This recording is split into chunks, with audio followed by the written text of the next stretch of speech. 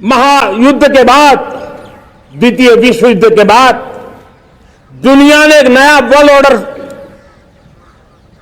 आकार लिया था। मैं साफ साफ देख रहा हूं कि कोरोना के बाद एक नया विश्व ऑर्डर, एक नया ग्लोबल ऑर्डर, एक नया जियोपॉलिटिकल इक्वेशन, ये बहुत तेजी से आगे बढ़ रहा है। जियोपॉलिटिकल इक्वेशन की सारे व्याख्याएं बदल रही है, परिभाषाएं बदल रही है। और मेरे प्यारे परिवारजनों, आप गौरव करेंगे, बदलते हुए विश्व को शेप देने में आज मेरे 140 करोड़ देशवासियों, आपका सामर्थ्य नजर आ रहा है। आप निर्णायक मोड़ पर खड़े हैं। और कोरोना काल में भारत ने जिस प्रकार से देश को आगे बढ़ाया, दुनिया ने हमारे सामर्थ्य को देखा है। जब दुनिया की सप्लाई चेन तहस नहस हो गई थी, बड़ी बड़ी अर्थव्यवस्था पर दबाव था, उस समय भी हमने कहा था हमें विश्व का विकास देखना है तो मानव केंद्रीय होना चाहिए, मानवीय संवेदनाओं से भरा हुआ होना चाहिए, और तब जाकर के समस्याओं का सही समाधान निकालेंगे। और कोविड ने हमें सिखाया है या हमें मजबूर किया है, लेकिन मानवीय संवेदनाओं को छोड़ करके हम विश्व का कल्याण नहीं कर सकते। आज भारत ग्लोबल साउथ की आवाज बन रहा है। भारत की समृद्ध विरासत आज दुनिया के लिए एक अवसर बन रहा है। Global economy, global supply chain, इसमें भारत की हिस्सेदारी, मैं पक्का विश्वास से कहता हूं, आज जो भारत में परिस्थिति पैदा हुई है, आज जो भारत ने कमाया है, वो दुनिया में स्थिरता की गारंटी लेकर के आया है। दोस्तों, अब न हमारे मन में, न 140 करोड़ मेरे परिवारजनों के मन में, और न ही दुनिया के मन में कोई इफ्स है, कोई बट्स है। विश्वास बन चुका है। मेरे प्यारे देशवासियों, अब गेंद हमारे पाले में है। हमें अवसर जाने नहीं देना चाहिए, हमें मौका छोड़ना नहीं चाहिए। भारत में मैं मेरे देशवासियों का इसलिए भी अभिनंदन करता हूं कि मेरे देशवासियों में एक नीर-क्षीर विवेक का सामर्थ्य है, समस्याओं की जड़ों को समझने का सामर्थ्य है। और इसीलिए 2014 में मेरे देशवासियों ने 30 साल के अनुभव के बाद तय किया कि देश को आगे ले जाना है तो स्थिर सरकार चाहिए, मजबूत सरकार चाहिए, पूर्ण बहुमत वाली सरकार चाहिए। और देशवासियों ने एक मजबूत और स्थिर सरकार बनाई। और 3 दशकों के जो अनिश्चितता का कालखंड था, जो अस्थिरता का कालखंड था, जो राजनीतिक मजबूरियों से देश जकड़ा हुआ था, उससे मुक्ति मिली।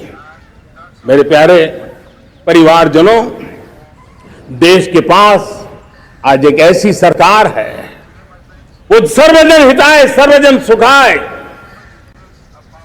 देश के संतुलित विकास के लिए समय का पल पल और जनता की पाई पाई, जनता की भलाई के लिए लगा रही है।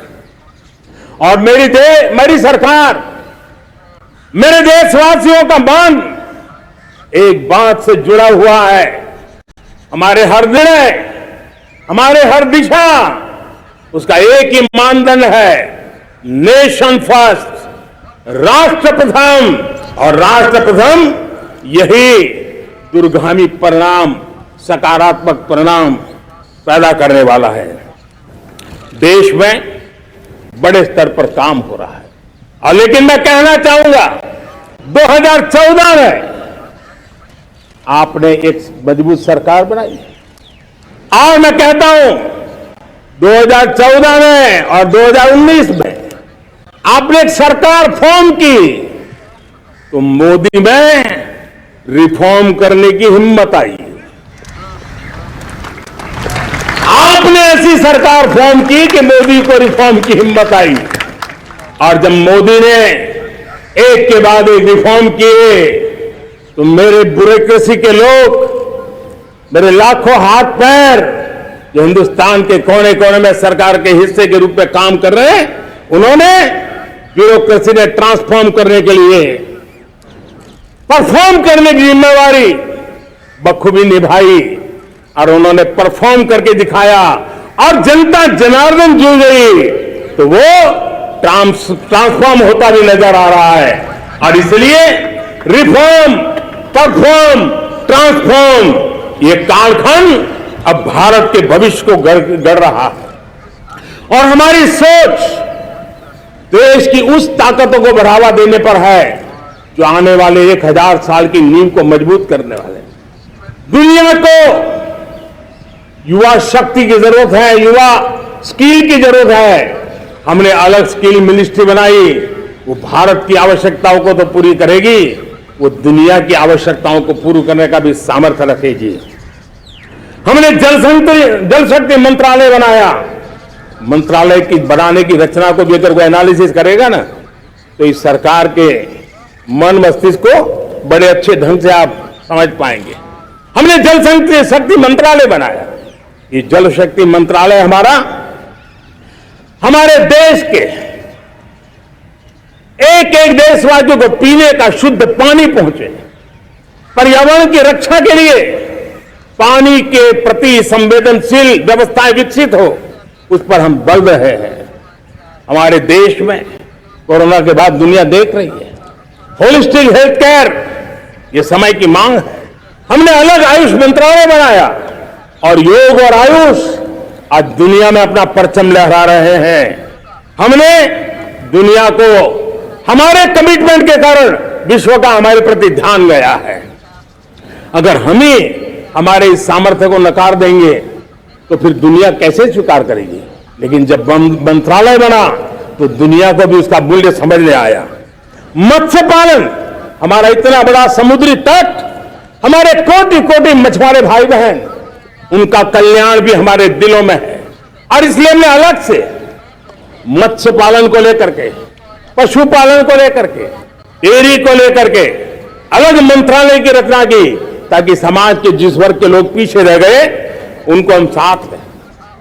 देश में